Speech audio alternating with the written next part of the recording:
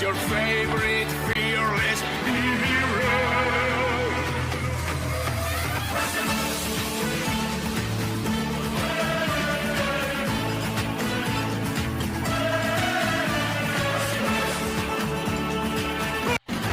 Who's brave and ready for trouble? Crowned the champion of the Las Vegas International Taekwondo Tournament in the weapons division. Gambos with his life. Who is your favorite fearless hero? Who is your favorite fearless hero?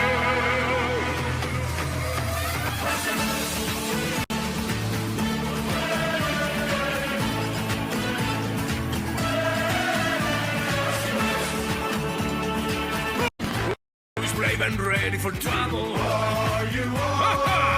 Crowned the champion of the Las Vegas International Taekwondo Tournament in the weapons division. Gambos with his life. Who is your favorite fearless hero? Who is your favorite fearless hero?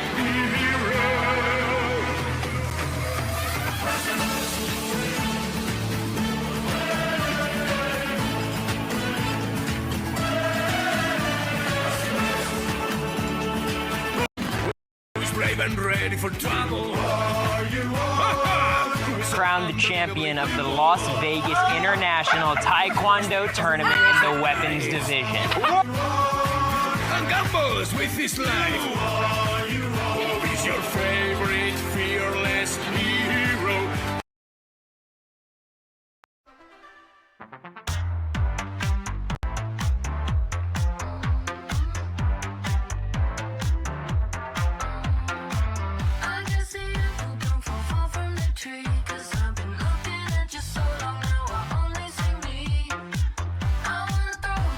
I know you can't hear me. I know.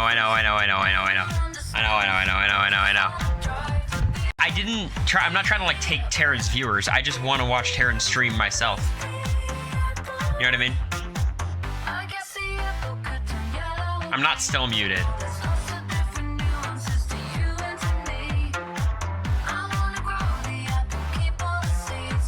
What's up? The airport. Oh my god. Did Taryn say anything cool? He's in favor of the feeds archives leaving. Crazy. Blame Cam. I don't even think this. I think of all the controversies last year, I think Cam was the one they cared about the least. Thank you, Thunderdog, for the Prime. Why are you lying? That's what I do. Pathologically, mind you.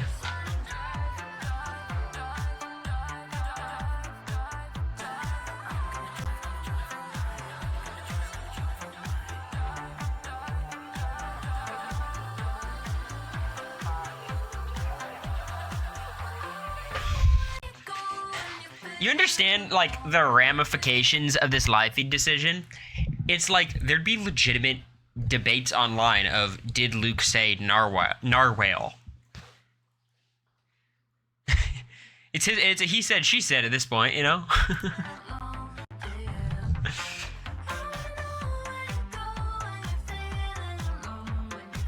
Don't you have any pull at Paramount? Yeah. If I had any pull at Paramount, there would not have been a zombie week, okay? And now Aaron's on BB Twitter. Literally, fuck off. Wickery. Thanks for the Prime. Aaron's on BB Twitter. She's about to go crazy in some Twitter spaces. Someone give her the stage.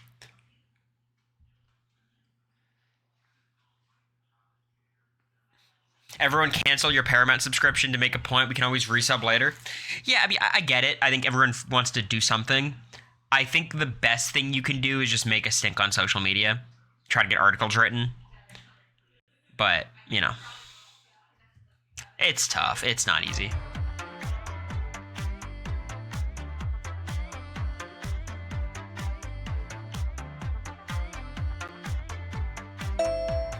I filled out the form too.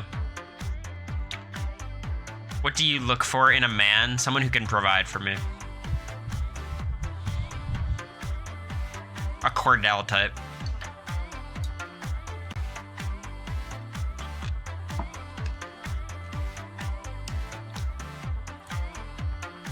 Who's the 17th house guest?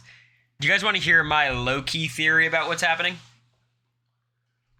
My low-key theory of what's going down? This might be bold. The 17th house guest, whoever they're voting in, the options, are devious. They're up to some shit. And they say maybe we should get rid of the archives. It's not my real theory, but I think it's an interesting theory. Certainly. But in moments like this, there's only one song that I think can summarize how we should be feeling about supporting this show and this fandom.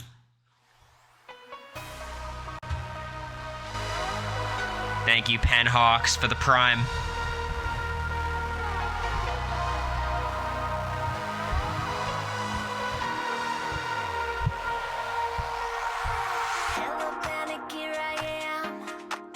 Let's go, Bowie.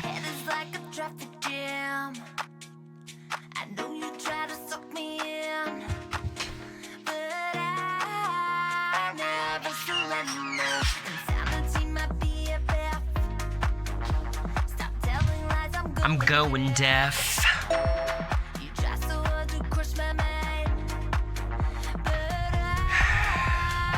I won't surrender either, Bowie. Don't you worry.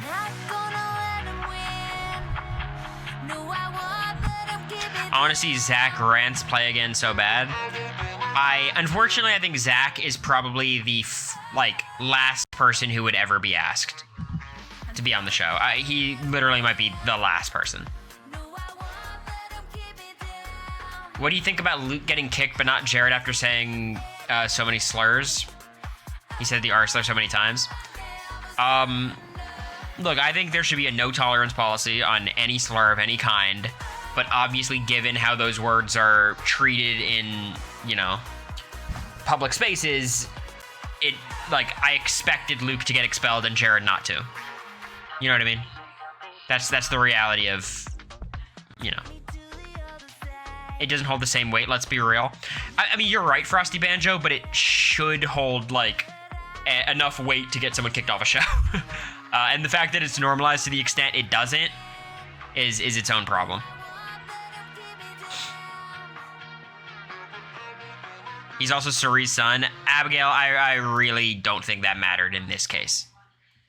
I think maybe he would have got a more negative edit on the show, but I don't think anyone would have been kicked from the show for saying the R word. Unless it was, really vitriolic and, But that's my opinion. All right, y'all. A lot to do today. First, we'll talk about the news. Only 2 news items today in Big Brother 25, or 26, rather. Oh, man, the whiplash. I haven't moved on. Who was there for my 4 a.m. TikTok live with Jag in America? Holy shit. Talking everything about the game.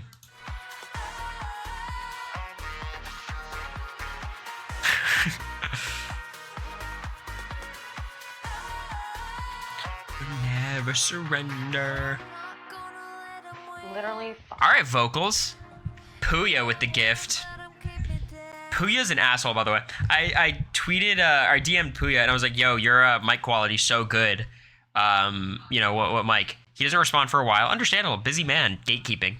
And then he, texts me his mic. He goes, oh, it's just this whole thing.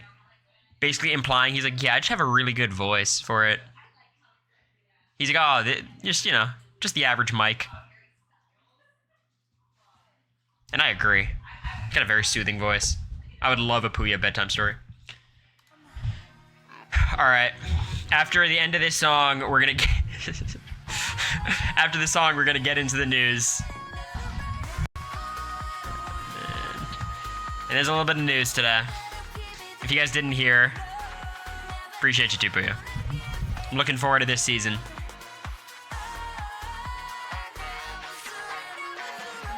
Cory's not touching the white pizza joke. We don't gotta go into it. Puya does have a great voice. Yeah. If only he had better things to say. By the way, do you guys like the little chat? Look at you guys yapping.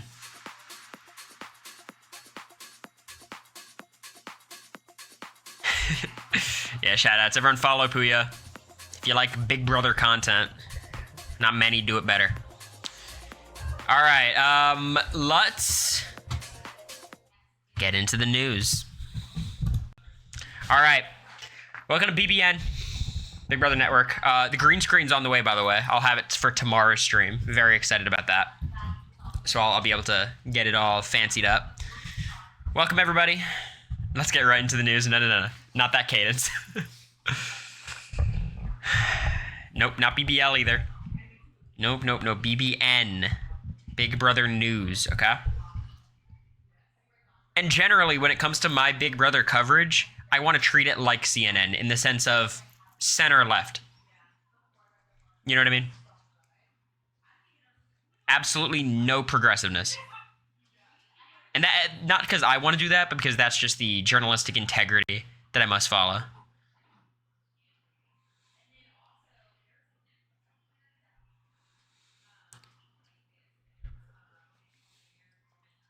All right.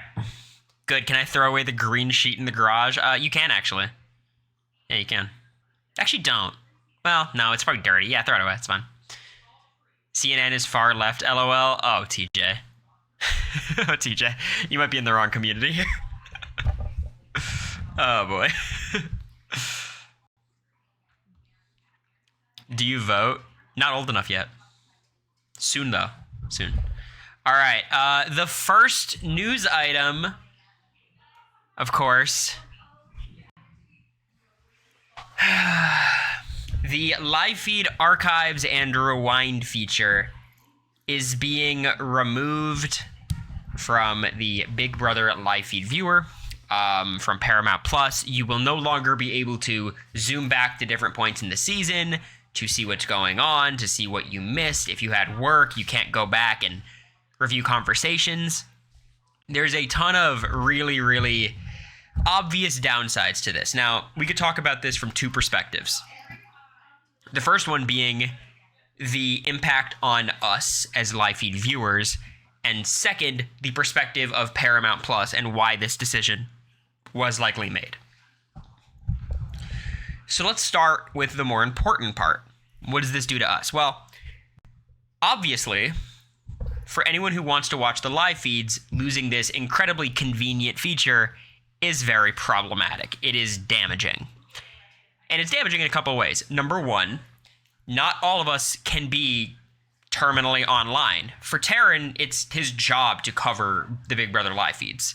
So he's able to kind of watch everything live. Most people work. I'm not one of those people, so I'm very happy about it. Very lucky, at least.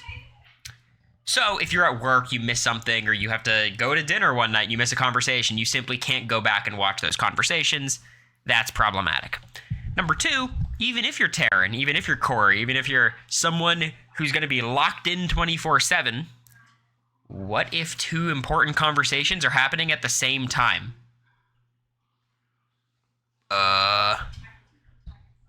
You can only pick one unless you've got some crazy way of processing audio information.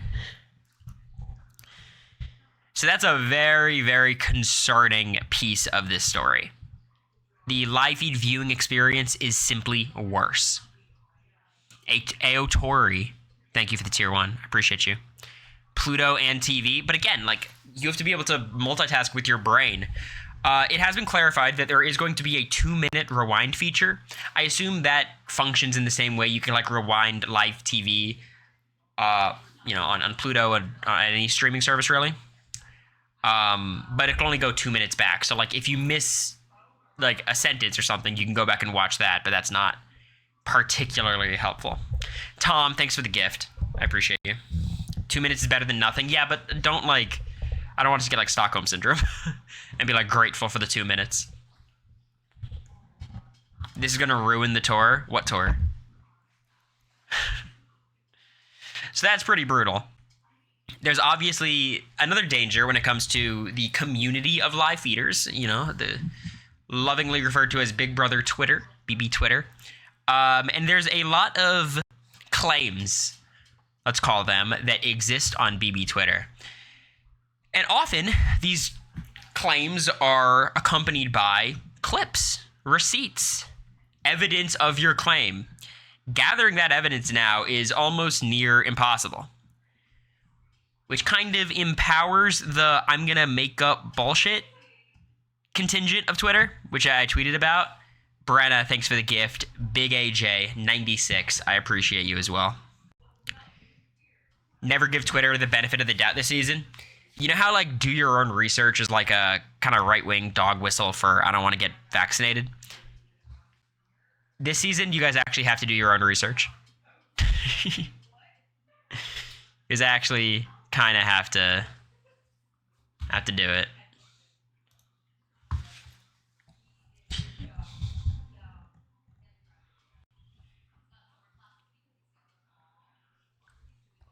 Yeah, I got sent a tweet by Liquidated, wonderful community member who's trying to work on a solution. I will say, like, if you're diehard and dedicated to finding a solution, I think people will be able to have a pretty normal viewing experience of the live feeds. It'll just be a lot less convenient. And I think it's also an extremely bad omen for where this show is potentially heading. We lost night one feeds. They're getting rid of the archives. It feels like we're trending. We're not there yet, but we're trending in the direction of limiting and eventually eliminating the live feeds. That's how it feels. I don't know if we'll ever get there. I surely hope we don't. But it's concerning. Has someone who was in and out of feeds before, how far back did the flashback archive feature go? I mean, it's supposed to go for the entirety of the season. You could, to day one. You could like flash back to specific dates. If you're it's October 8th, you could zoom back to September 9th, 2 p.m. if you wanted to. Last year they dumped a lot of stuff mid-season, yeah. So now I guess the question is, if this is a objectively bad decision from the perspective of a user, why did Paramount Plus do it? Does anybody in the chat have some theories? Put on your multimedia corporation bigwig cap right here, okay?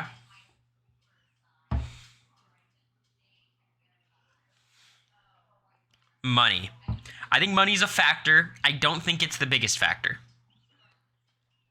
It is extremely expensive to store this much video data and have the servers up for people. Like, it is very expensive.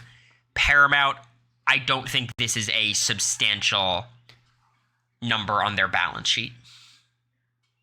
I don't really believe that.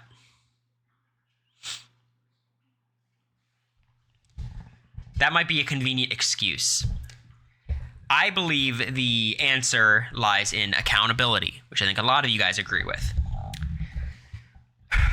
Now, I don't think Big Brother 25 specifically forced this decision to happen. I think this has been building up for a very, very long time. Big Brother 15 obviously is the most famous example, but even before then, there was a ridiculous amount of problematic behavior that would occur on the feeds because a lot of people are problematic, right?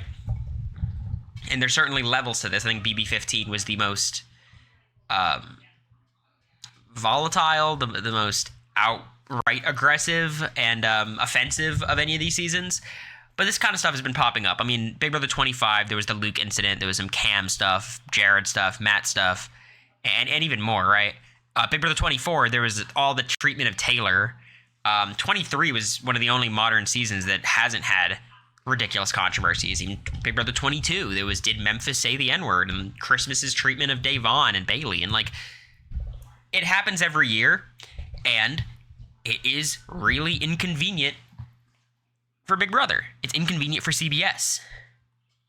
They've got this show that they love because it's really cheap to produce and they can put it on 3 times a week and gets pretty good viewership. But there's a lot of baggage that comes with Big Brother that doesn't come with a show like Love Island or Survivor or any other show that exists because no other show has live feeds. I'm sorry, did you not watch BB21? I didn't mention 20. I mean, 21 was really bad, but I think 15 was probably a little worse.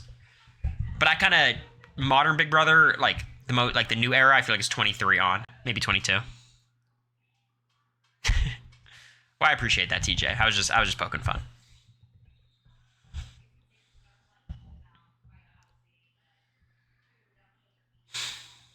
So, very problematic. I think their goal is to obfuscate accountability, to hide problematic behavior. And I want to be clear, I don't think the reason that they're doing that is to protect house guests. I don't think that's their main concern. It's not like they're concerned about, like, Luke's career prospects after the show. Their fear is liability for themselves, trying to cover their own asses, trying to make sure their bosses don't get mad at them. I think Tara made a great point of them not adequately censoring Luke saying a slur last season probably was a big problem for the people in charge. So I think everyone is perpetually trying to protect their own ass, and that is how we got here. That is my perspective on why the live feeds have been cut. Or the archives have been cut. Right. I know a lot of people believe, hey, we still have the live feeds. Ultimately, we're still fine. Like, that is true, but also don't make that a counter argument to getting rid of the archives is bad. You know what I mean? Like, we all are on the same page about this. And the truth is, live feeds cannot exist without problematic behavior, because live feeds are live and people are problematic. That's not avoidable. It is possible to aid in that mission through casting, right? And more warnings. There's a lot of things you can do to help the problem, but it's never going to be solved. New info, Brenna, what do we got? What's the new info? Controversy also actually brings in more viewers. I don't think. I don't believe that's true, Jenna. I don't think that controversy is like. It's not like all publicity is good publicity. You can only watch live feeds with Paramount Plus and Showtime. Is this actually new information?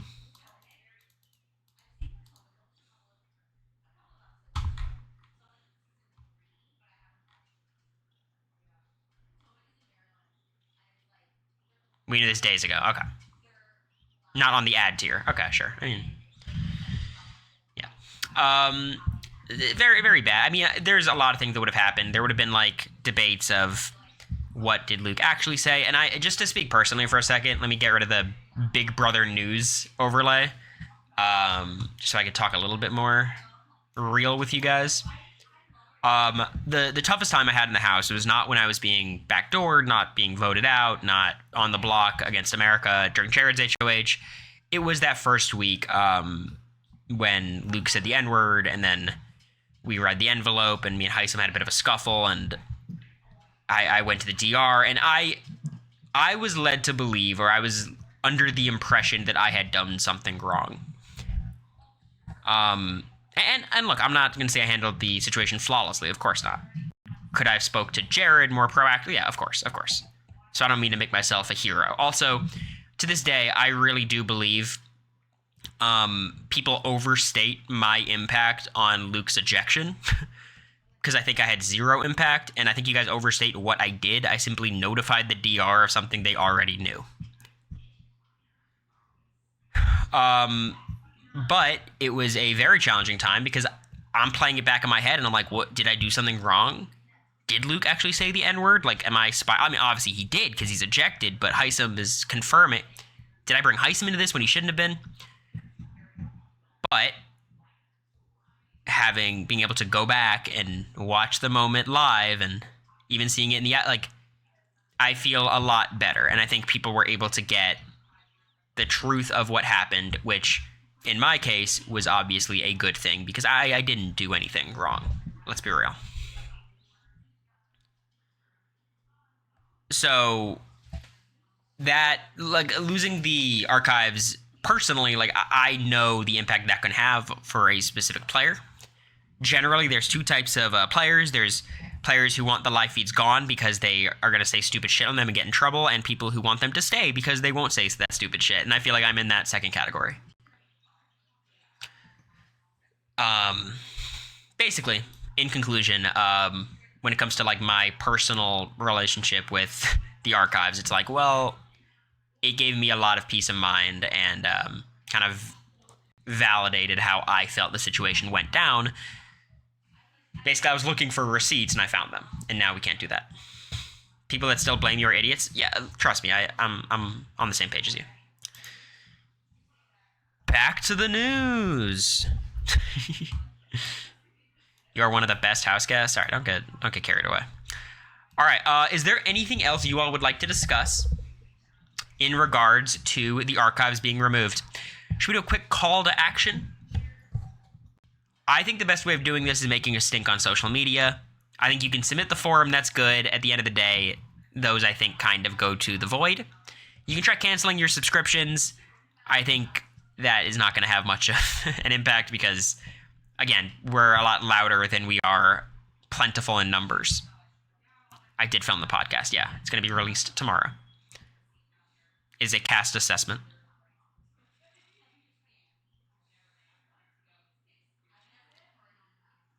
Protest at CBS lot. Yeah, I won't do anything.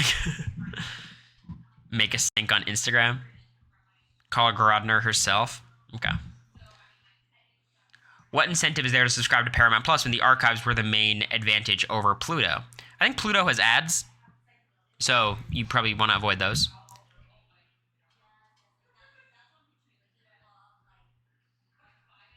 Reply to tweets on the Paramount Plus feed. They respond to those. I will say, like, there's definitely the argument, does that just fuck up a social media manager's day? Like, you know, but ultimately, what are you going to do? All right, let's move on to the second topic. And the second topic is crazy. One of the house guests announced recently, Brooklyn, is friends, or at the very least is friendly with, has a relationship of some sort with Aaron Grease. Big Brother 15, kind of an infamous Big Brother figure due to her ridiculous racist comments that she was talking about. Like, off the fucking rail stuff, even by, you can't say like, oh, it was 2015 or like, it was insane in the moment. To the point where they had to put up like advisories before the episodes, and Big Brother 15 is kind of an infamous season because of that. No one's been invited back for anything except Alyssa, because she's Rachel's sister. And Brooklyn is, you know, there's some relationship there. She's wearing Aaron's merch. As far as I understand, Aaron these days is like a mommy YouTuber. Like, I don't know if you guys ever saw that movie with Anna Kendrick and Blake Lively, but like one of those. But yeah, Aaron, I don't think has the best beliefs these days. And here we have Brooklyn. Now, I want to implore you all to pump the brakes a tiny bit. And the reason I say that is because we're about to have live feeds for 90 days. So whatever the truth is about Brooklyn and her opinions and her views, we'll know them very soon. You know what I mean? Like, we don't have to overreact now because we'll have ample information and data to figure this out after the fact. I'm giving her the benefit of the doubt to start, of course. Now, I think there's a lot of questions you can raise based on the interview we got from her. The interviews we got from her. Number one, she talks about her love for Taylor Hall, I think that's it. The winner of Big Brother 24. And kind of the reasoning she builds for loving Taylor Hall is she's the first African-American woman winner, and she wants to be the first married mother to win the show. Just breaking that down, obviously I think the use of African-American in this context is a little dated. That itself is a sign of maybe like, okay, well, clearly you're not in with the times necessarily, but it's not like virulently racist, you know, like it's okay, whatever. It's weird, and I heard it and I was like, huh. It's kind of like using female instead of woman. But okay. And then I think there's like a weird pointed something to the whole I want to be the first married mother to win. It's like, I want to be the first woman who comes from a traditional family unit to win the show. Which felt weird to me. It felt weird.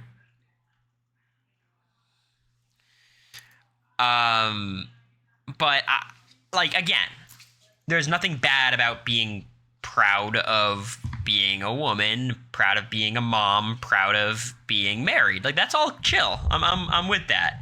I think the wording set off a few alarms in my head. Trad wife dog whistle. That's definitely the pessimistic interpretation, the cynical interpretation. No mother has one period. Yeah. And also, the last part of it is, I think it is weird to equate Taylor's accomplishment in being the first black woman to win and theoretically Brooklyn's potential accomplishment of being the first wife and mother to win. Taylor Hall, sorry. I misspoke. These are different things that have different challenges accompanying them. Basically, one has a lot more challenges than the other. And if you don't know which one I'm talking about, again, it's probably not the chat for you. I do think it is something for a mom to win. Yeah. I agree. I think there's a reason why it happens extremely rarely across all these shows. What do you say, Sharon? I missed it. NCA 25 just downloaded. Do I start as UCF or do I start my one? I love playing the as the one. Just my career. It's my favorite. Taylor Hall is a mother. Exactly. Seems like your typical Trumpy. I wouldn't say that yet. We'll see. Don't worry. We're going to have the live feeds. How nervous are you in those first interviews? I was super excited.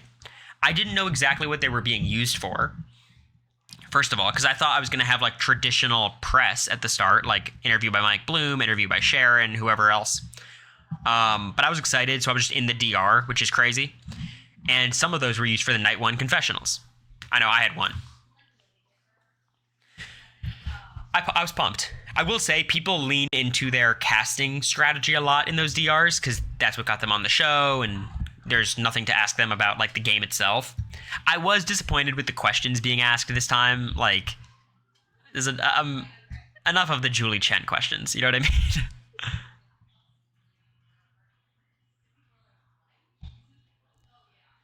It's giving main character energy like it needs to be significant. Lol at the BBN. Pretty good, right? Didn't Dan lie about being super Catholic? I think Dan exaggerated.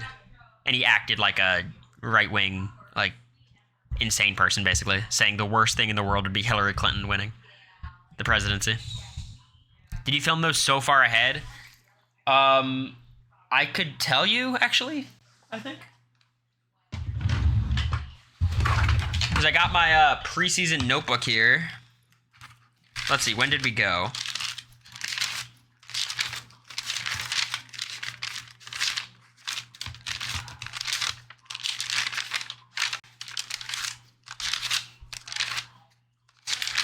Okay, so it was July 25th, and the show started on August 2nd, so almost a week and a few days before.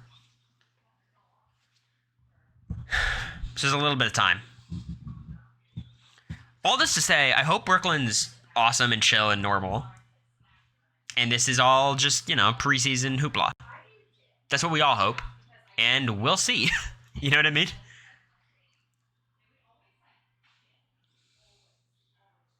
That's the way I stand on this issue. Okay. Any final notes on the Brooklyn Aaron situation you guys want to talk about before we dive into my preseason power rankings?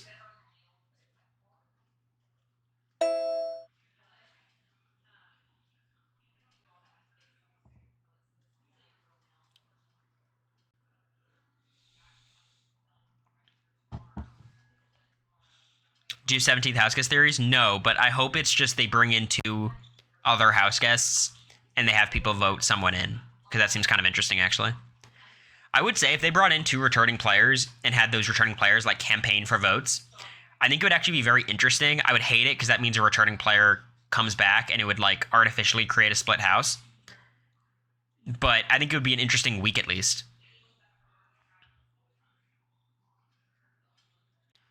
All right. Time to do the player rankings. Oh boy. Oh boy. Who's ready? So, the preseason player rankings is based on a couple things. It's going to be something I do every week during the season. And it is not as simple as who do I think is the best player. It is a rich tapestry of a ton of different factors that may be at play. One of which being your long-term and short-term security in the game. Do you have a long path forward? Are you safe in the immediate weeks? Do you have win equity? How much do I simply trust you as a player? Even if you're in a bad spot, if I trust you to get out of it, you might not get penalized as much. You have to consider jury management. You have to consider competition ability in a modern Big Brother context. So again, this is not as simple as who's most likely to win. This is a rich tapestry. Okay? You need a theme song, I'm working on it. Now, every single time we do a player rankings, it will be divided into 2 segments. The chopping block and the top 10. I'll come up with a catchier name for the top 10. Are we getting a weekly power ranking? Yes. Chopping block and the top 10, okay? The chopping block are the bottom 5, or in this case, 6 house guests. After this, it'll be bottom 5, no matter what. So, without further ado, we will start with the chopping block.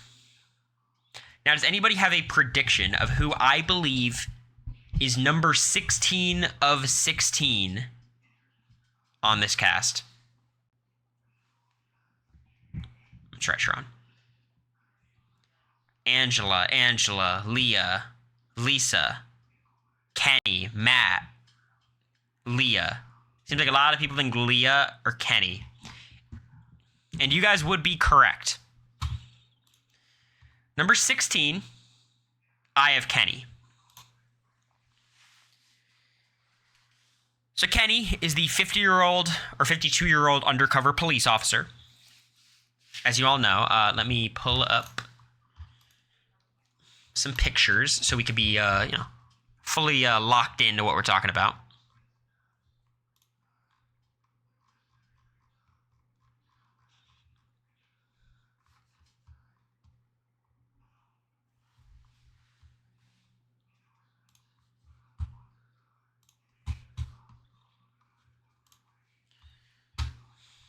Sorry, 1 second.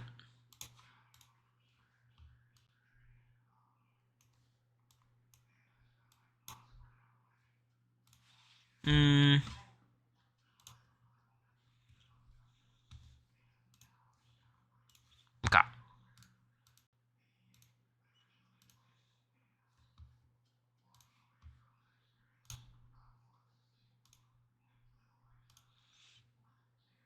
All right, here we are. Sorry. I know you can't see me. All right.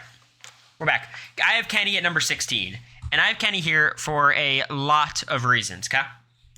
Number 1, there is an inherent disadvantage you are placed at by being the oldest person on the cast. This is not a good position to be in.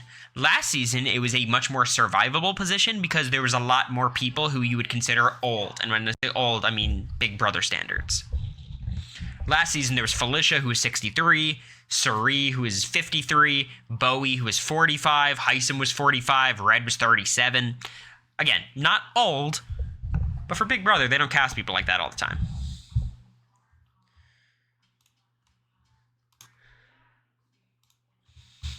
So, that's interesting. He says he wants to play like Derek. This makes sense. He's an undercover cop. Obviously, he's going to look up to the undercover cop who played one of the best games in Big Brother history, a top 5 player of all time. But there's a key difference. Derek was 30. 29 or 30, like young. Able to blend in with the Beast Mode Cowboys, the Cody Calafiores, the Frankie Grandes. He's not. There's also a fear for me that he's not approaching the game with the right mentality, the right strategy, the right attitude. He wants to work with the older players, which I think is good. He doesn't have too many options, unfortunately. But my bigger problem is when asked who he wanted to target, he said he wants to target the emotional players, which is weird. It's a strange answer. I don't know what he means by that. Big Brother is a game that pulls the emotions out of you. If you cannot handle emotional players, you're not going to be good at Big Brother. Suri, perhaps her biggest strength was dealing with emotional players all season. So, I am very concerned about Kenny. He's also going to come in lying about being an undercover cop. If I saw this guy on the street, I would assume he's an undercover cop. Knowing he's cast on Big Brother almost confirms it. We were certain Cam was an undercover cop because it's such a common casting archetype. And it gets more common the older you are. So I don't think this lie is going to work. Even if it does, it's going to make it harder for him to connect with the cast because he's going to be lying.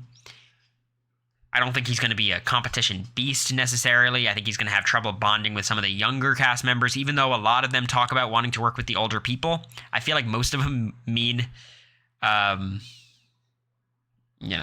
people like Angela more so than Kenny.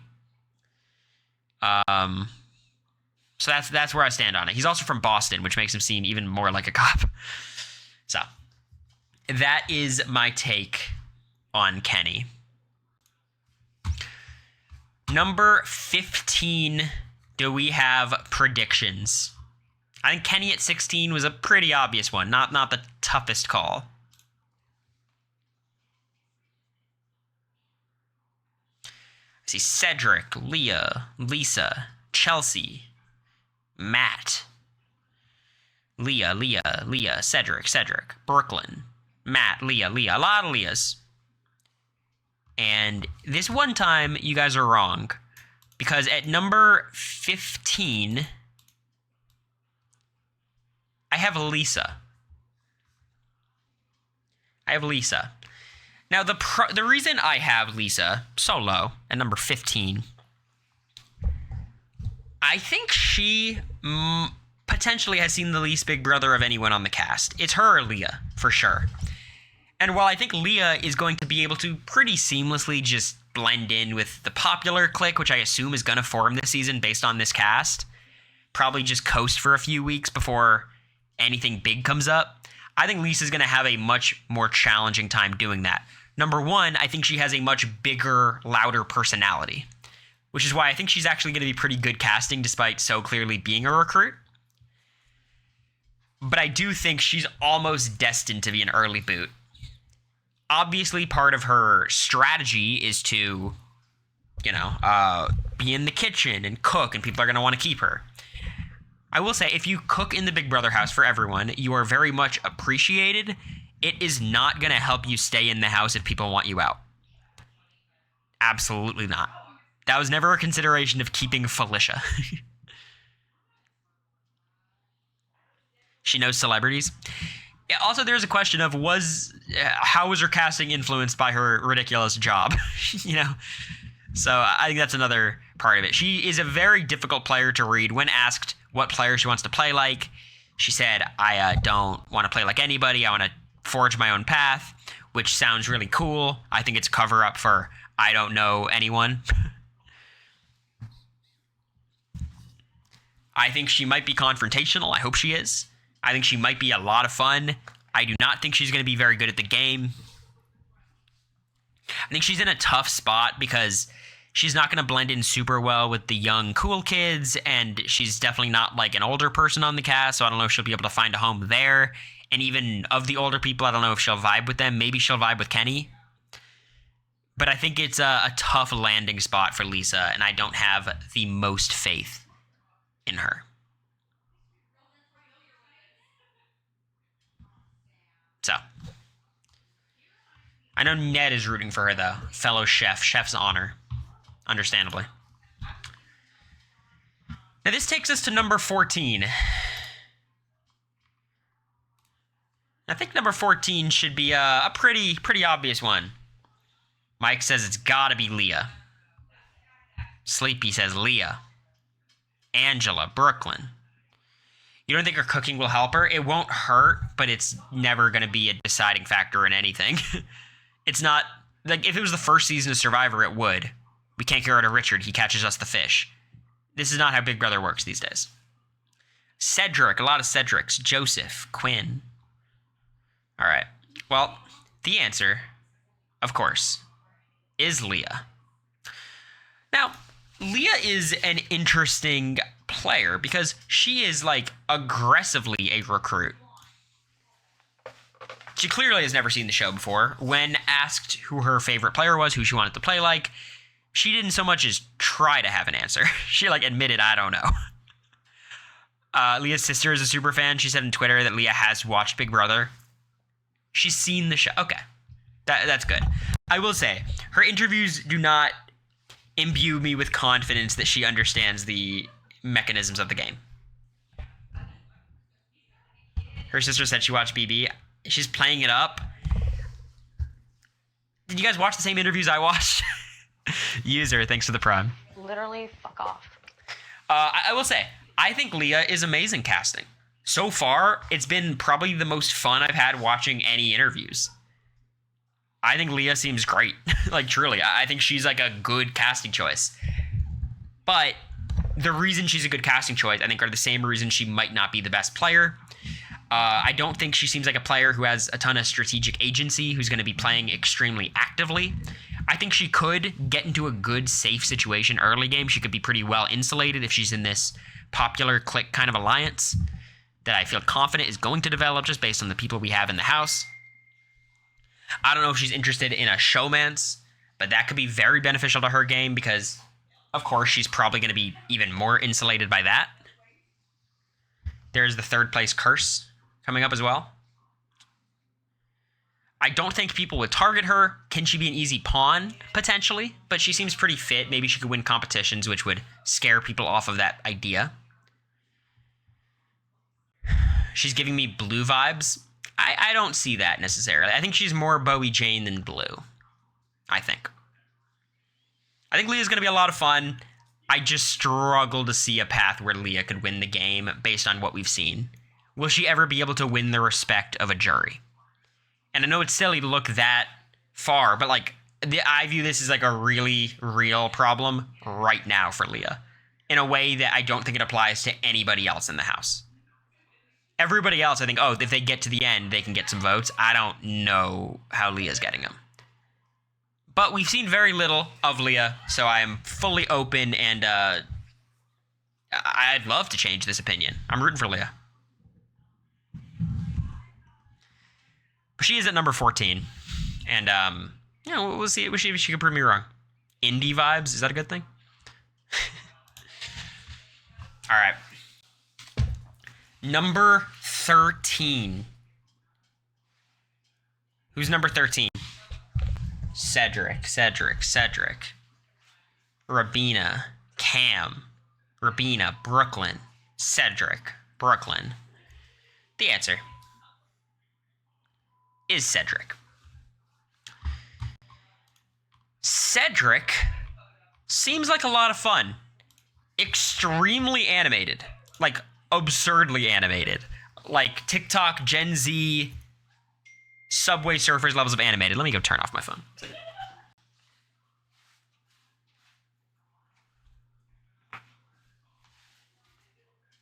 Oh, by the way, this just in, Molly Wurtenberger, my 10-year-old sister, has her 2 favorites in the cast.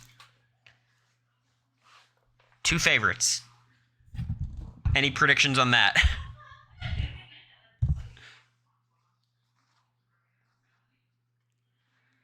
It is Leah and Rabina. Leah and Rabina.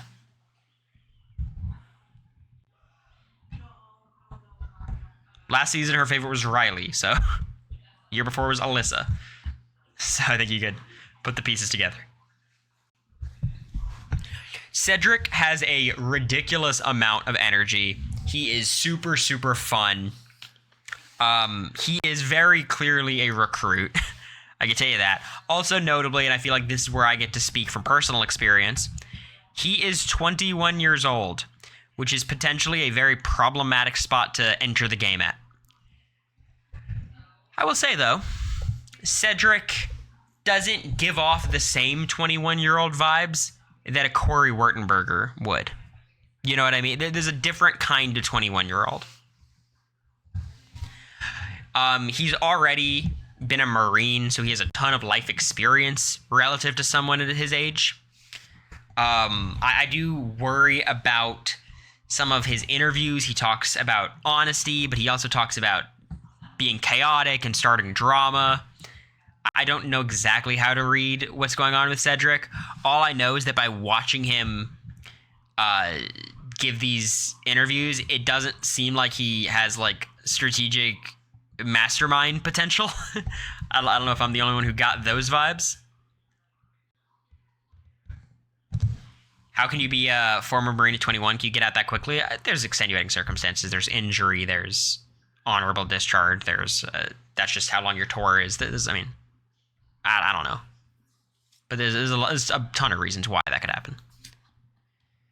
Could he play a little too much like Jared? He seems relatively self-aware about his recruitness. So I think the best thing he could do is just be the fun guy around the house, make friends. I think he might have like Moose upside from Big Brother Canada 10. Maybe you could say he kind of is like a Derek X or a Joseph even. Like the fun guy who's just going to be a good presence.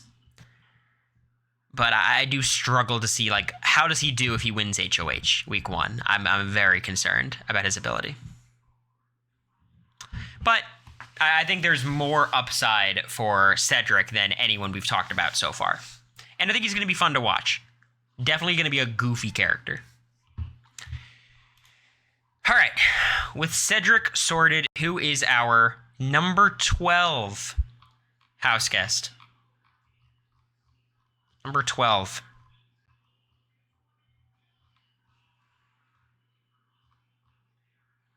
Cam, Angela, Mackenzie, Angela, Matt, Chelsea, Quinn. Well, the answer. My boy, Matt. Matt, 25-year-old from Loganville, Georgia. He's a tech sales rep. And look, here's what I'll say about Matt. This dude has potential to win the show. If you're a big athletic guy, they let you get to the final 10, 9. He might just win all the comps and win the game. It's a possibility. He has win equity. Absolutely. I think there's a lot of red flags surrounding Matt and his potential ability in the game. So let's first talk about his interviews. He talks a lot about how he is often perceived as like this douchey bro who is just kind of an asshole, and that's not true. He wants to actually work with the older people. He gets along better with them, which I think that's good. If he has the ability to bond with older people, that's valuable. He's also going to obviously be able to bro down with the other guys and be in the young person alliance, so he's got range. But I do think comments like that are somewhat like a self-report of like, people always think I'm a douche, but I'm actually a really nice guy who people want to take home to their parents. Like, I think it's like, he's basically insinuating that he's a nice guy, which is, that's its own problem. And I think my biggest red flag with Matt is he's like, people view me as a douche, this cool kid who thinks he's better than everyone else, thinks he's arrogant. And you know who I hate? Nerds. The stupid nerds with their calculators and their glasses. I just want to push them in a locker. Like, these two things don't comport. They don't line up. He's like, I'm chill. I'm actually like a very sensitive guy, except when it comes to those nerds, those dweebos. Basically, in the question, they asked him, "Hey, Matt, what type of player are you going to target first?" And he goes, "All the super fans, the people who can spit out the rankings and do the calculations and all of this." So while this is dangerous for Matt, I think, to go in so narrow-minded, and I think it speaks to maybe a lack of self-awareness, this is also very dangerous for a lot of potential nerds in the house who we'll get to. Amon, thanks for the tier 1. I want you guys to understand that just because Amon subbed to me and he's been tweeting today, there is no confirmation he's not in sequester. This could be Matt Ligori on his accounts. It's a distinct possibility. Thanks, Amon. Appreciate it. All right, thanks, Matt. How crazy would that be? The house has to vote between Matt or Amon to go into the house. And then, like, Matt and Amon get one look at this house guest and are both advocating to get voted out immediately. I have a lot of concerns about Matt, but this is a lesson I've learned after participating on my season of Big Brother. Never count out the big muscle boys. Don't do it. That mistake can prove fatal. Literally, fuck off.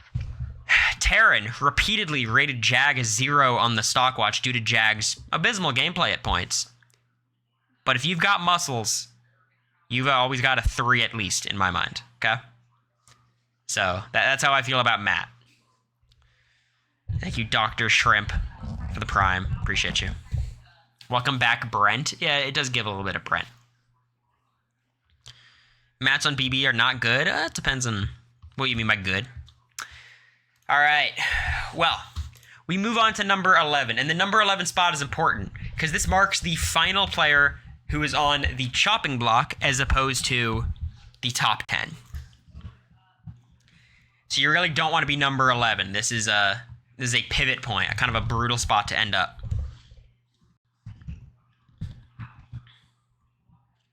Who's your final prediction for who's on the chopping block?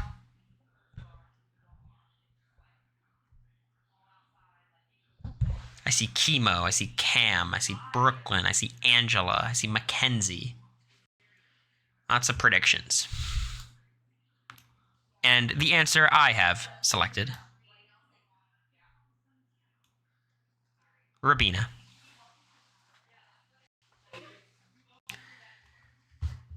Let me find Rabina.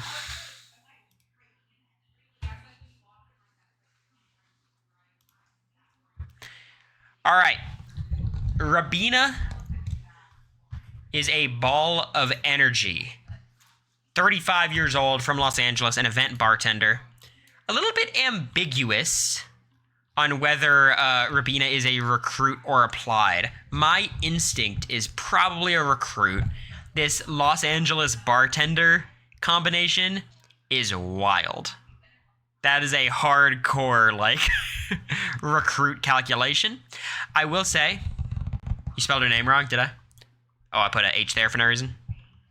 All right. Definitely a recruit. Also a bit of an influencer. She has a roller skating channel, which is kind of badass. But yeah, Rabina has a lot of energy. She's very fun in the DR. Definitely is more performative than most. I have a couple concerns. Number one, I don't think she has much game knowledge. She's very knowledgeable about Big Brother 25, though. She kind of strikes me as that's the only season she's watched. I don't know if any of you guys are picking that up in, like, these brief interviews. She mentioned Jag is the player she wouldn't want to see come in. She'd be intimidated by. She mentioned Mimi's storage room rants. What else did she mention? I'm missing one more piece. Just a lot of Big Brother 25 talk. So that is a little bit off-putting for me. Yeah, if you're mentioning Mimi like that and like no one else, it's like, okay. So, I think Robina has some things going for her. She's 35, which I think is a really good spot to be on this cast. I think she'll be able to pretty seamlessly fit in with the younger crowd, but she's obviously like one of the older people on the cast. I think that's a good thing. I don't know which side she ultimately falls into.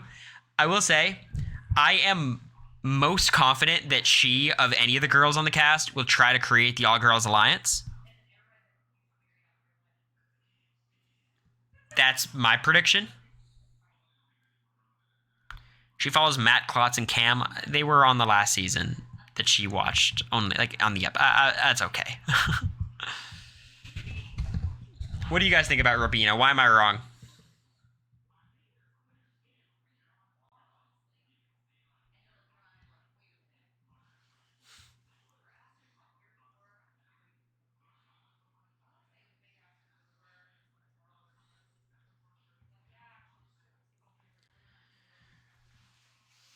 That's how I feel about Robina. I think she's got a great shot. I think she's positioned relatively well.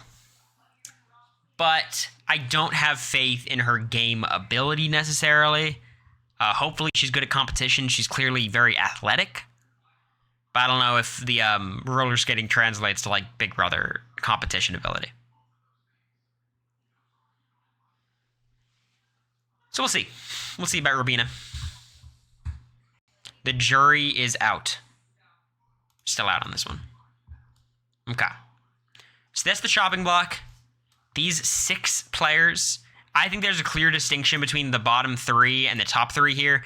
I think Kenny, Lisa, and Leah are substantially in a worse position than Cedric, Matt, and Robina.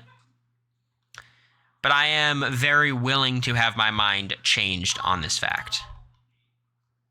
Okay. Let me just alter the player rankings very, very quickly. I had some last-second thoughts on this.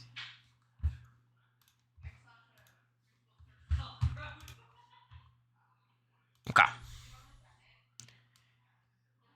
All right. Let's do it. The top 10 players. Top 10. Who do you think is number 10, the first person on the annual edition of my power rankings?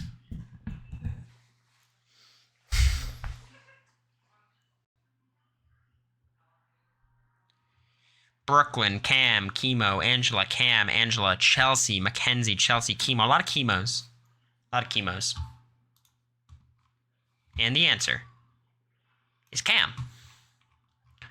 Cam, Chemo, survives, lives to see another day. Let me pull up Cam's little bio. Cam Sullivan Brown, 25 years old, from Bowie, Maryland. He's a physical therapist, also a bit of an influencer. He does a little bit of influencing on the side. Does anybody know the nature of like what he does? Like what kind of content does he make?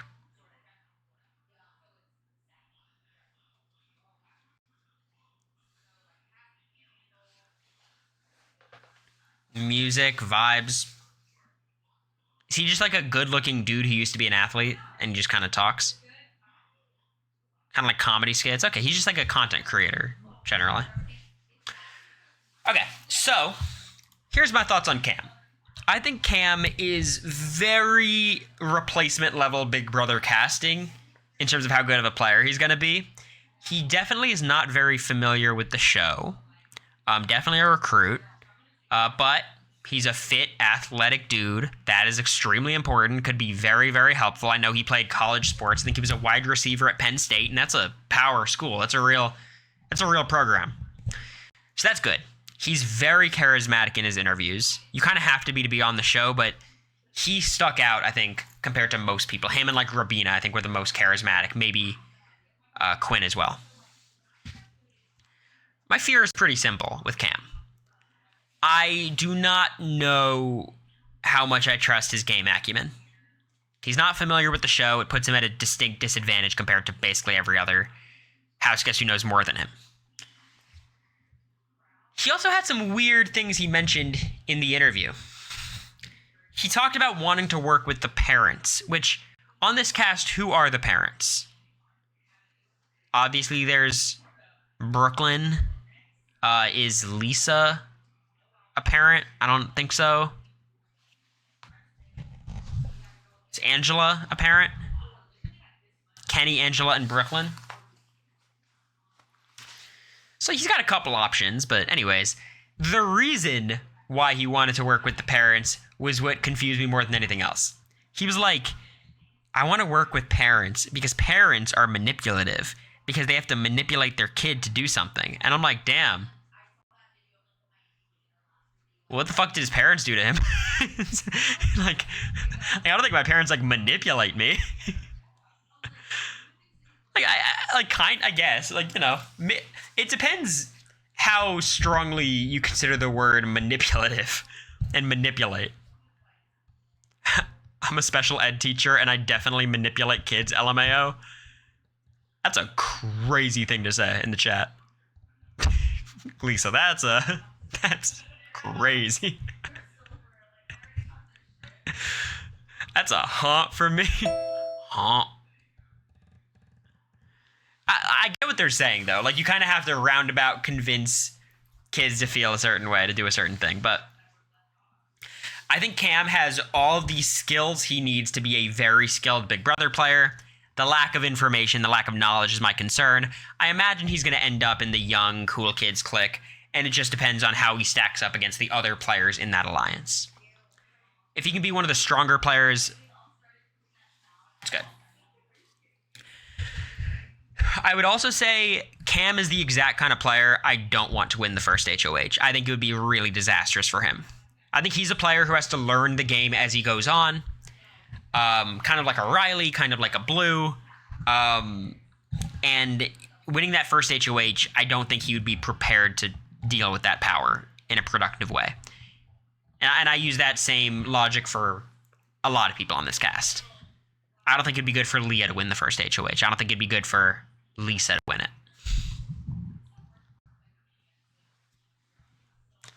But for the better players, at least the players who start off, I think, with more game knowledge and understanding of what Big Brother is, I think they should win the first HOH. But I like Cam. The vibes are good, and I'm rooting for him to do pretty well. All right. Number 9. We're almost at the halfway point.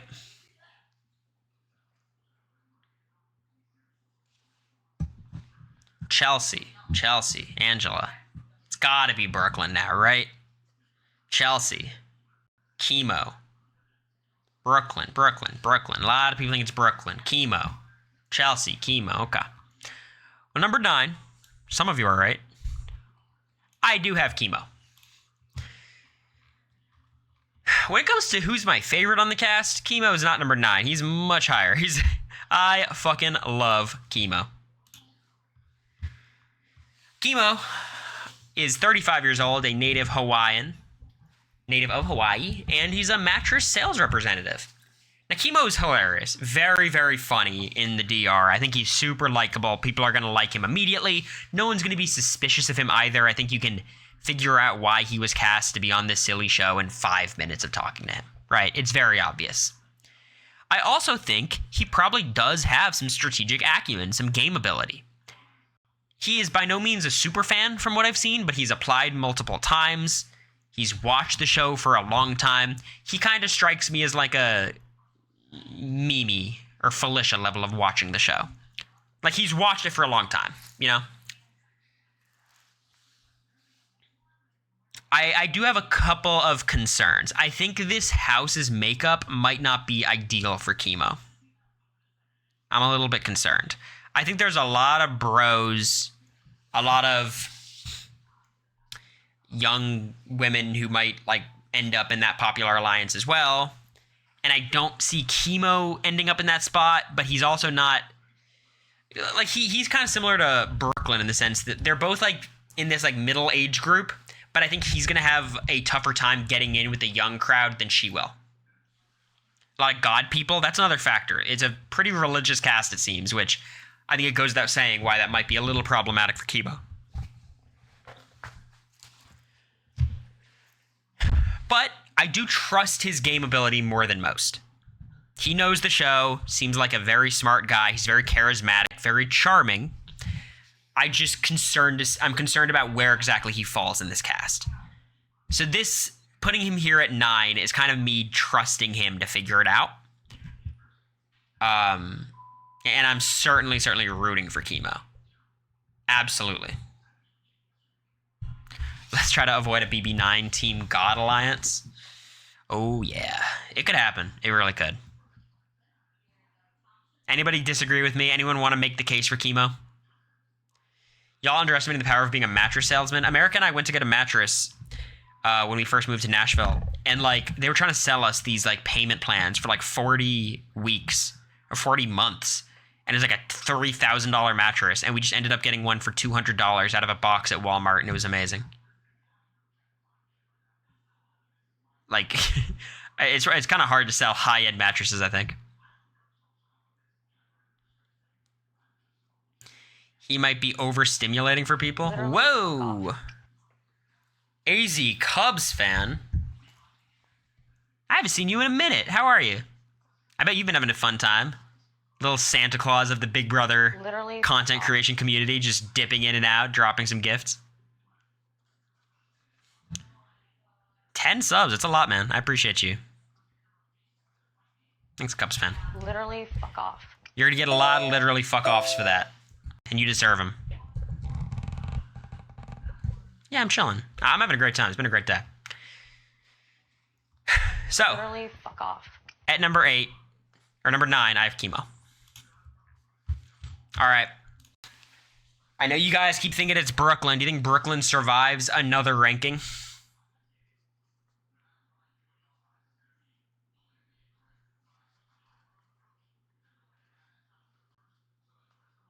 Chelsea, Brooklyn, Joseph or Quinn.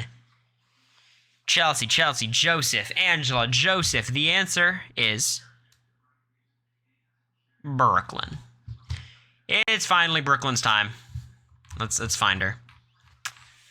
So we've already talked extensively about Brooklyn, but let's talk about her some more. Let's try to avoid the Aaron Grease of it all. So, Brooklyn's 34 years old from Covington, Georgia, lives in Dallas, and is a business administrator. So, my thoughts on Brooklyn are, she's in a very good situation as long as she doesn't fuck it up. She's 34, so she's in that middle age group, and unlike Chemo, I think she'll have no difficulty getting in with Matt and Tucker and Cam and maybe even like Mackenzie and like these cooler kid alliances that tend to form, right?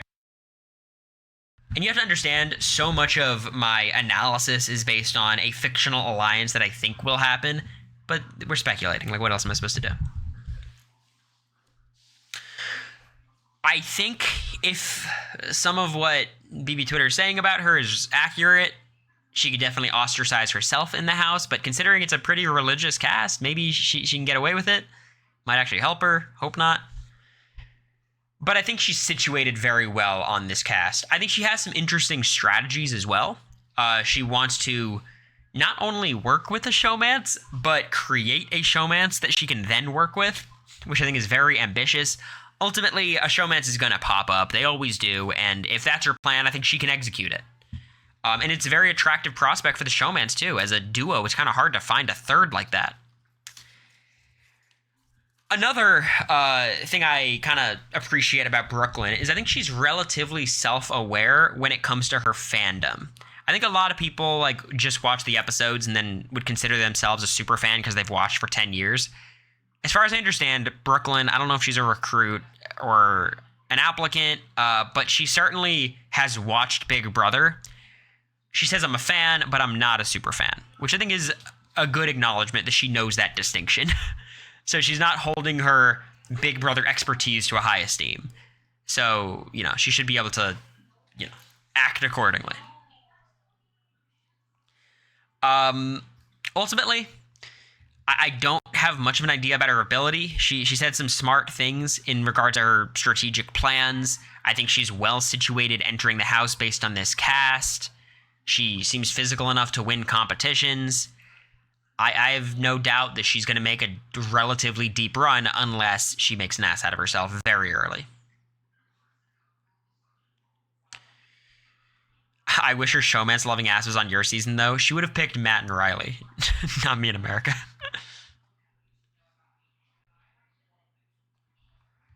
So, that is my thoughts on Brooklyn Rivera.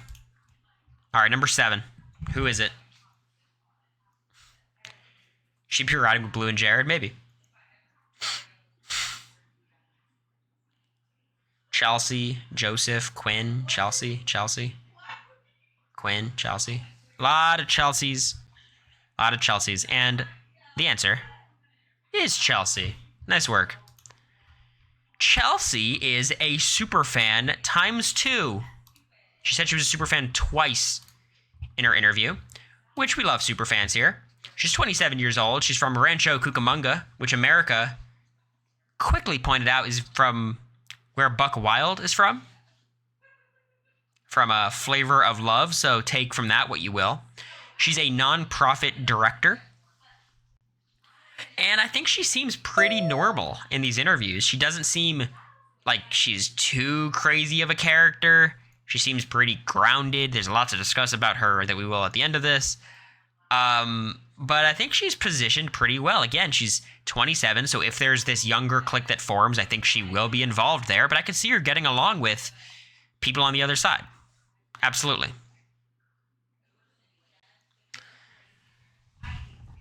Now, there's some other stuff to discuss when it comes to Chelsea.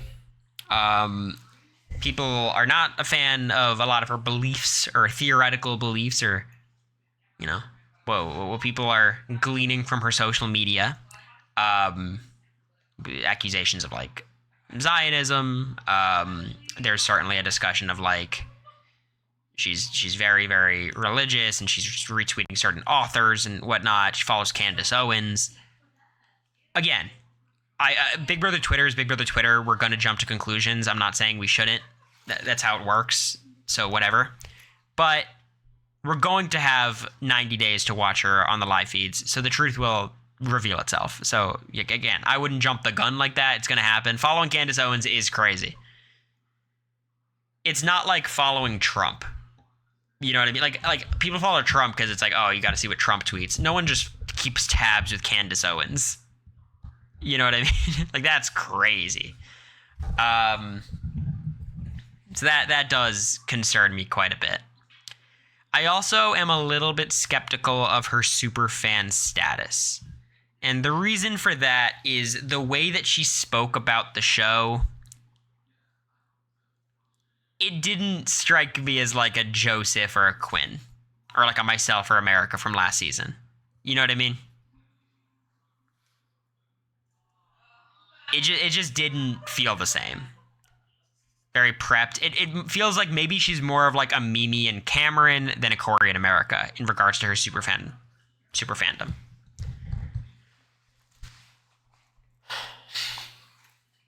She's a casual? Yeah, I think she's a casual. That's my instinct, but I could be wrong. And I hope I'm wrong. I want her to be a super fan. But there we go. That's Chelsea. I think she's going to be in a good spot. I think strategically she might be a little much. She seems like she would be someone who's going to push her agenda, which could work. But, I do worry about her actually in some of the early weeks more than I do some of the people around her in these rankings. But I think she's going to have agency and she's going to be active, which is very important. Okay. Let's now move on to number 6. We're really getting down to it. Last person to miss out on the top 5 of the preseason power rankings. Number 6, Joseph, Angela, Mackenzie, Quinn, Mackenzie, Angela, Tucker, Angela. Okay. Well, at number 6, I have Cory. Only one person said it. I think a lot of people rank Cory much higher than this, which I understand. She seems super cool, super dope. Where is her picture? Here it is. So Cory is one of my 4 favorite casting decisions thus far. She's 23 years old. Cool accent. She's originally from London, moved to Chicago, and then currently resides in Atlanta. She's a crochet business owner and a very talented one at that. It's a cool shirt. I assume she made it. Now, let me talk about the concerns I have with Cory, because there's a lot more positives than negatives, but I think most people would view this as like a pretty low ranking for Cory. I don't know this. I think she's a recruit. I don't know. She doesn't strike me as a big fan, very clearly. That's my opinion. That I think she does seem somewhat introverted in nature. Also, the fact that she's leaning so much into her sociology and trying to be able to like understand people's thought processes and emotions and play off of them, it kind of concerns me that she's 23 and doing that. Like, that's kind of a tall order. Hopefully she could figure it out. I don't exactly see where she fits in this cast. There's a ton of people individually I think she'll get along with. I think she'll get along with Kimo really well. I think she'll get along with Quinn. I think she can get along with a lot of people. I just don't see her in that clique with, you know, Matt and Mackenzie and Tucker and all these people. Maybe Tucker. So I'm a little bit concerned about that. Angela and her will click? Maybe. She doesn't seem as extroverted as a lot of these people, which is not a big deal necessarily in the short term, but in the long term, I can speak from my own experience. It wears on you. The game is tough. There's a lot going on. But, you know, I think she can manage. Sorry, I'm getting a text.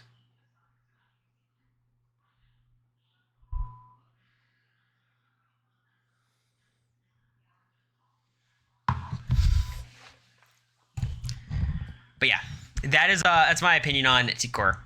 The positives, she seems extremely intelligent, seems very kind, someone everyone's going to want to get along with. She has a very interesting backstory, a lot to talk about. People are going to be fascinated to meet her. I don't know how she'll be in comps, but you'd assume she'd be good at these quiz things.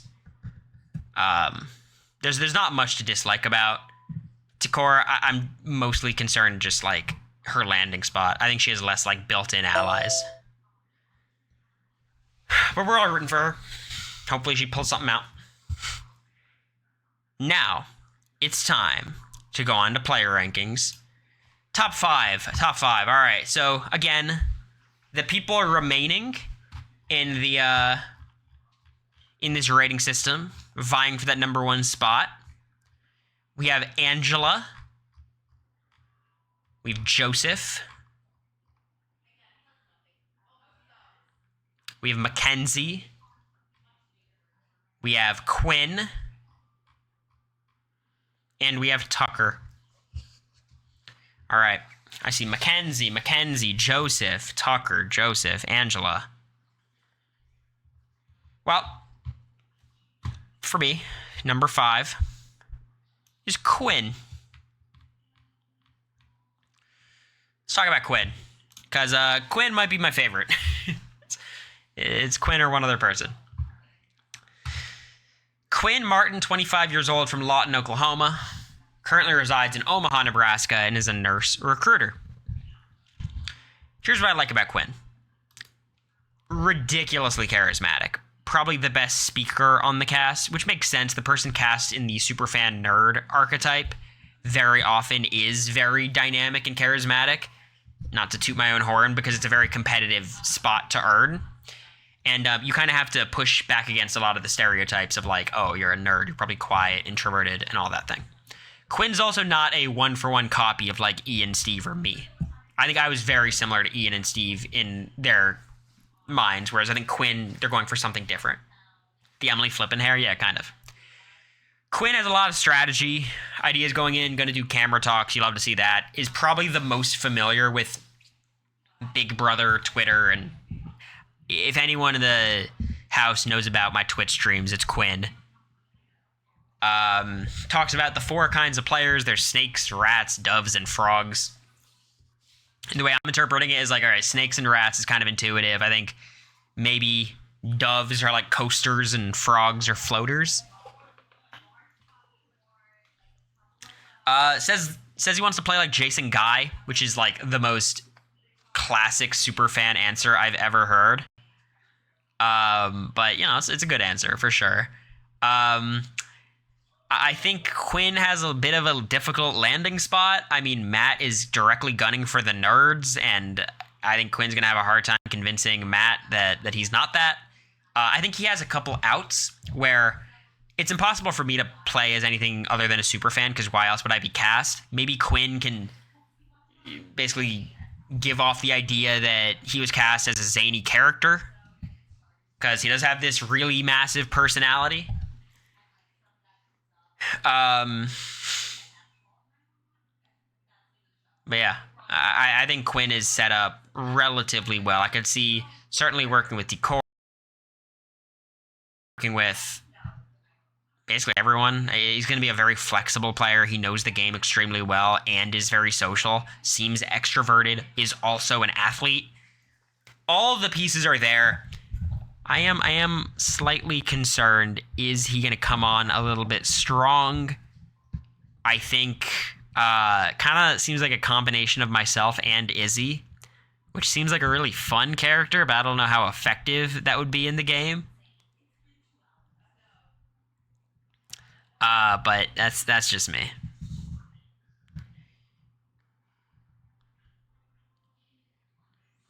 Too lib-pilled for this cast, potentially.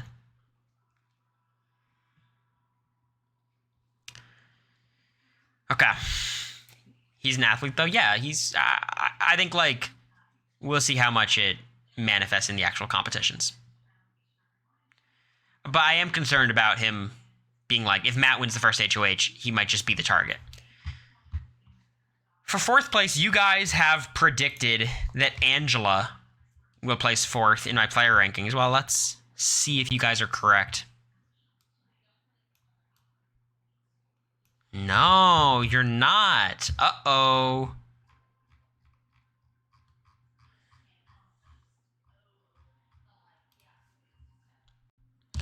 Coming in at number 4, we've got Tucker, who I think looks like Magnus Carlsen, yassified. If you know, you know.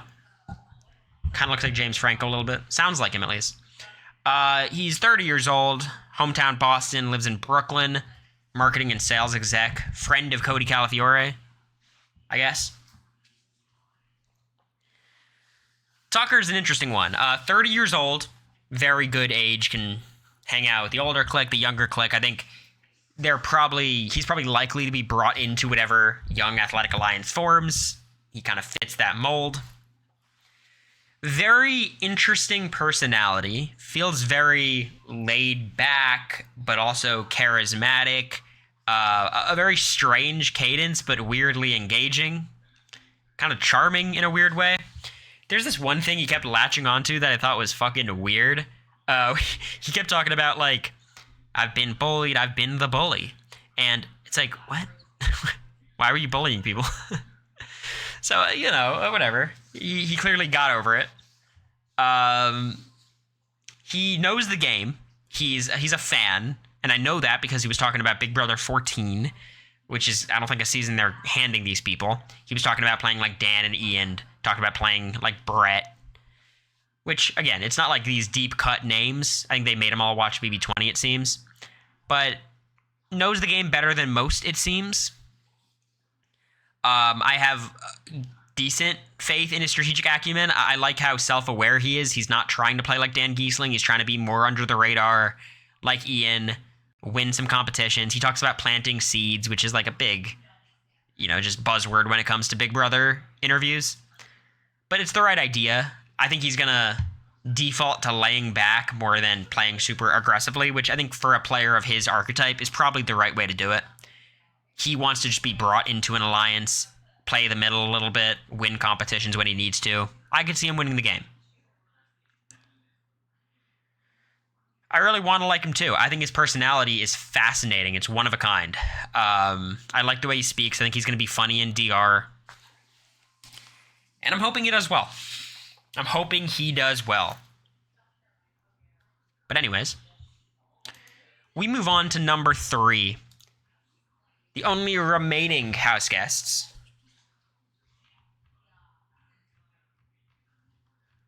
are Mackenzie, Joseph, and Angela. And coming in at number 3, the votes are almost in. Looks like Angela is going to be the winner of the poll. Is Angela. Angela is a 50-year-old real estate broker, real estate agent from Long Beach, California, currently resides in Syracuse, Utah, not New York. And I love her. She seems awesome. I'm a really big fan of Angela. So Angela is clearly extremely excited to be there. And I love that. Basically teared up in response to the first question of why do you want to be in Big Brother? Why do you want to play? Which was very sweet. She's excited to stay up late and strategize. She says there's no morals, which people always say that. I'm like, there should be some morals, but I get the spirit of what she's saying, and I like it. She obviously has winner's blood, being Nicole Frenzel's mom. Steph word-coded. She seems very passionate, and I think there's a lot of people on this cast talking about wanting to work with parents, wanting to work with the older people. I don't think she's the type of older person who's going to be threatening. I don't think she's the one who's the easy target either. I am slightly concerned, will she become the perennial pawn? Because that does happen, just ask Felicia. If you're an older person who can't win competitions, it's very easy to just throw you on the block over and over again, especially if you end up on the block by mere happenstance towards the start of the season. But I don't even think being on the block that much, it's not like a game-ending situation. She could survive a long time on the block. Tropic, thank you. She's not Frenzel's mom. No.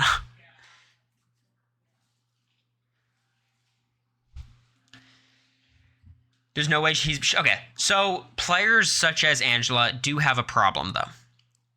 Based on how Big Brother is currently formatted, competitions are extremely important, and they're especially important towards the end game. When we get to the final 3, I struggle to see how Angela converts to a win.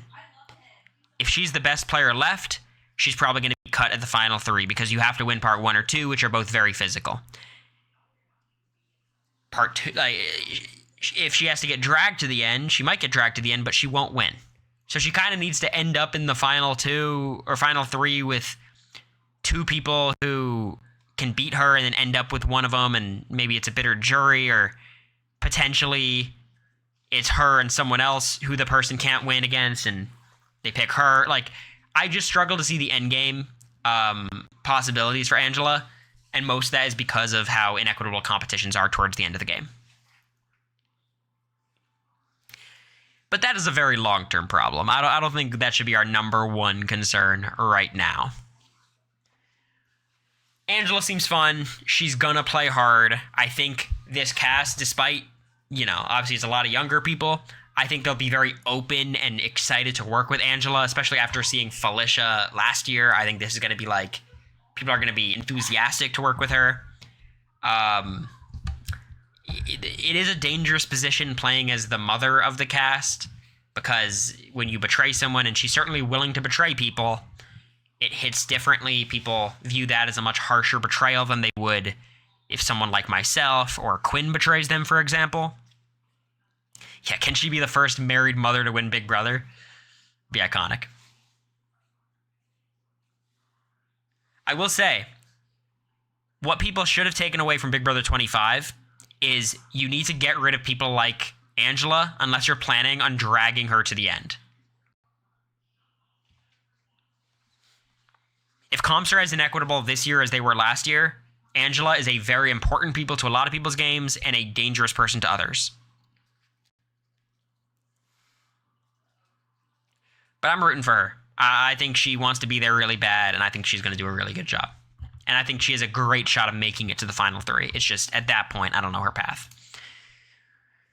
Which leads us to number 2. It's between Mackenzie and Joseph.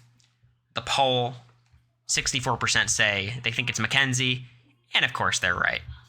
Of course.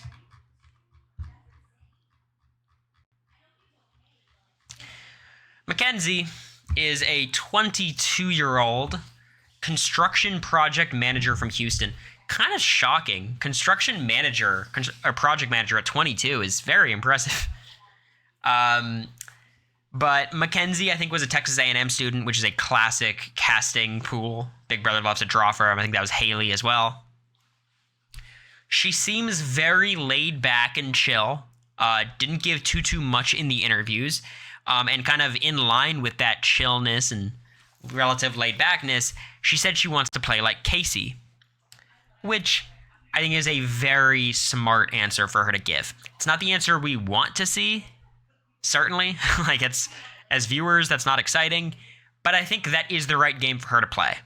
Get in the right alliance, play both sides a little bit, win competitions, get to the end, and people like her. Whether it's Casey or Angela, Casey's obviously the better version of that. So I think her strategy's dead on. I think she knows the type of player and person she is, and she knows the right game to play that. Now, she did say she wants to be on God 101, which has to be taken into consideration. Just odd. just a weird thing. You know what I mean? But, you know, that's okay. I think she's very clearly going to be in whatever power structure starts the game. It's almost difficult to come up with a scenario where she leaves pre-jury. Obviously, there's a lot of things that can happen. I just don't think it will. Am I crazy? Like, it doesn't feel like there's a way that Mackenzie is booted first. She is very religious, which I think will be an asset to her this season. It seems like that's a thing a lot of people might bond over. She can get in a showmance. I'm sure she had to talk about it during casting. If she's open to it, that could be very beneficial to her. Because while you guys were probably traumatized by watching myself and America operate last summer, generally showmances are pretty effective, especially for the woman in the showmance. But she's very chill. She's likable. I think she has a very soft landing spot. I think her answering Casey is very instructive of how she plans to play the game, and I have no reason to say that plan won't work. I think if she gets to the end, she can gain the respect of her house guests. That won't be a problem, even if it's less of a respect thing and more of just a they like her.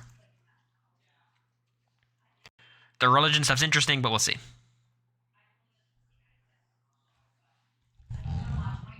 So, that leaves us with our number 1, the top of the mountain for the inaugural Big Brother 26 Power Rankings, the preseason edition, so I don't want to take it too seriously.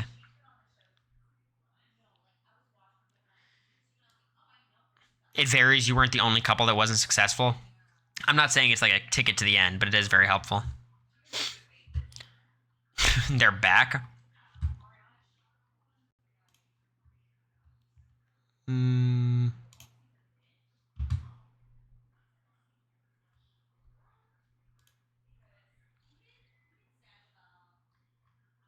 I think it should be fixed, right?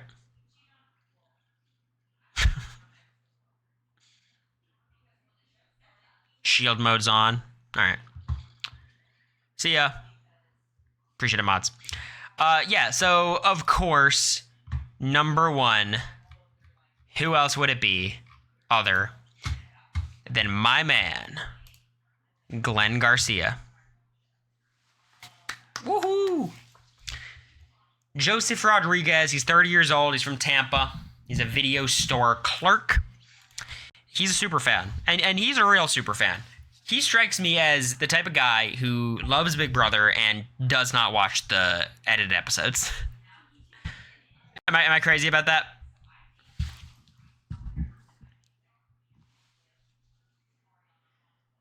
I think he probably thinks the episodes are boring.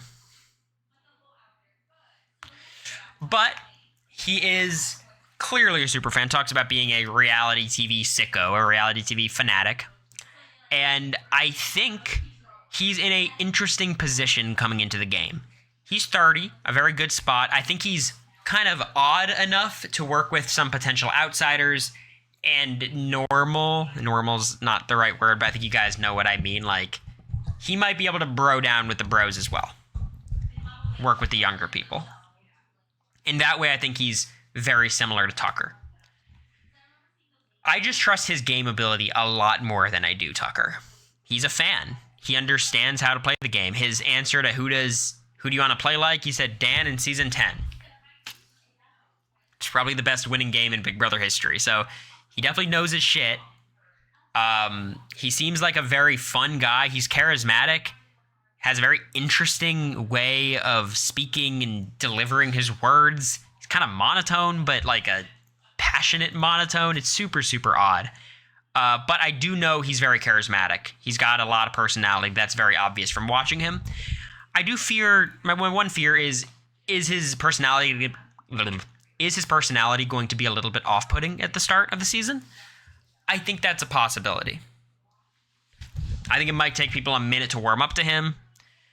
But as long as he's able to weather those first couple of weeks, I trust his game ability a lot more than others. And I think he's less likely to become like this massive target than Quinn, for example. Ultimately, if I had to bet on one person this season making it super far, that would be Mackenzie. But if I had to vote for a winner, my answer would be the video store clerk from Viper Videos, Joseph Joey Rodriguez. Joseph Glenn Garcia Rodriguez. Summer of Glenn 2024. And that will do it. Jospa, as I wrote on the graphic. Jospa, Mackenzie, Angela, Tucker, Quinn, T-Core, Chelsea, Brooklyn, Chemo, Cam, patreon.com/Americory. America and I did our full cast assessment there. And then we have the chopping block.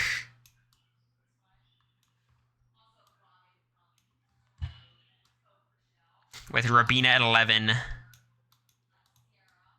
Matt, Cedric, Leah, Lisa, and Kenny. I'm pumped for Big Brother 26. I know the archives coming down is kind of a bit of put a damper on all the excitement of today. Literally, fuck off. Thank you, Angsty, for the prime. I appreciate you. Put a little bit of a damper on everything, but let's stay optimistic. Big Brother starting in a couple days, and that's super fun. I'm going to be creating a lot of content around it. I'm going to be live tomorrow just for a little bit before my trip to New York. I'm going to the premiere, going to see a lot of my pals from BB25. We'll try to go live Thursday night for the start of the feeds with America in the hotel room. And I think that is about it. I will say, overall, big picture, I'm a little bit skeptical about this cast. The main reason seems like very little knowledge of the game. You know what I mean? I don't feel like there's a lot of strategic acumen flying around. But I hope I'm wrong, for sure. And it looks like it could be a fun group. So that's my concern. What time tomorrow? I'm not sure, but I'll tweet out. So with that being said, I'm going to raid Bruno. Does someone have his handle? It's like Capone something.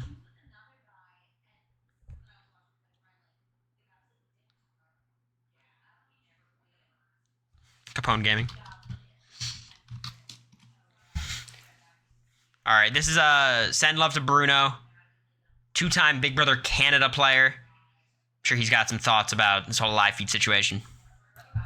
I appreciate you guys. Be back tomorrow. See ya.